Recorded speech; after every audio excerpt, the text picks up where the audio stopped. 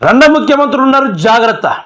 ఎట్లాంటి రెండో ముఖ్యమంత్రులు ఉన్నారంటే రాష్ట్ర రైతుల యొక్క రైతు బంధును ఎగ్గొట్టి మరి లేనిపోని పనికి రాని వాటి మీద ఖర్చు పెట్టే అంత రెండో ముఖ్యమంత్రులు ఉన్నారు. రాష్ట్రంలో పింఛను పెంచుతా ముసలమ్మలం అవ్వాతాతలు ముసలమ్మలందరూ నాకే ఓటేయండి అని నమ్మించి మోసగించిన ఒక రెండో ముఖ్యమంత్రులు ఉంటారు. అది నేను చెప్తున్నా ముచ్చట కాదు. ఒకసారి చూసుకుంటే ఇక్కడ రేవంత్ రెడ్డి అహంకారం వల్ల 1000 కోట్ల ఖర్చు ఎందుకయ్యా అంటే టీఎస్ నుండి టీజీకి అక్షరాలు మార్చడానికి ప్రభుత్వానికి అక్షరాల 1000 కోట్ల రూపాయలు ఖర్చు అంట. ఎంతయ్యా? ఈ టీఎస్ నుంచి టీజీ మార్చడానికి అంత అవసరమే వచ్చింది రేవంత్ రెడ్డికి.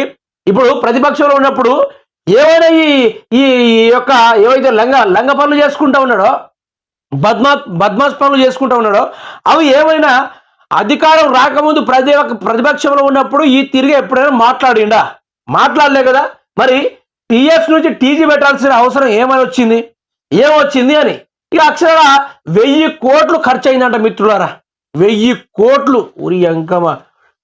అదేవిధంగా ఆ 1000 కోట్లతో మా రైతులకు రైతు భరోసా ఇవ్వచ్చు. చక్కటి క్వశ్చన్, అంతేనా కదా? ఆ 1000 కోట్లతో రైతులకు రైతు భరోసా ఇవ్వచ్చు. అది పోని చక్కగా రుణమాఫీ చేయొచ్చు.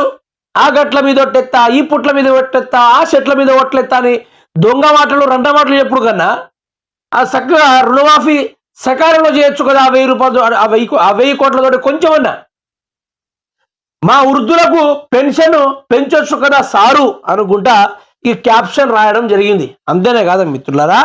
మీరు ఒక్కడు అర్థం చేసుకోండి. రేవంత్ రెడ్డి ఏం పూడిచిండని 1000 కోట్ల రూపాయలండి. ఏం పూడిచిండండి 1000 కోట్ల రూపాయలు? మొన్నటికి మొన్న మద్యం మీద 31st దావతులకు మద్యం మీద ఆడ 400 కోట్లు ఆడ ఊడిసే.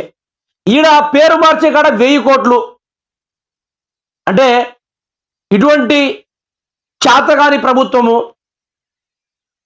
దొంగనండి, మీకు ఎట్లా చెప్పాలి? అసలు సిసరైన వజ్రము 24 క్యారెట్స్ గోల్డ్, నిజమైన నికార్సమైన ఏవన్ నిందితుడు దొంగ.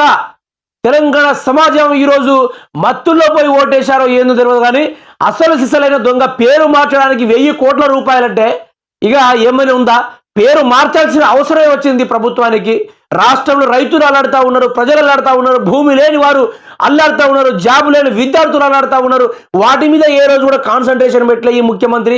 ఈరోజు 1000 కోట్ల రూపాయలు పెట్టి పేరు మార్చాల్సిన అవసరమే వచ్చింది ప్రభుత్వానికి. ఏమొచ్చింది అని? ఇంత దరిద్రుడు, ఇంత పనికిరానోడు ఈ ప్రపంచంలో యాడ వెతికినా కూడా దొరకడు. అసొంటి మనిషి మన ముఖ్యమంత్రి.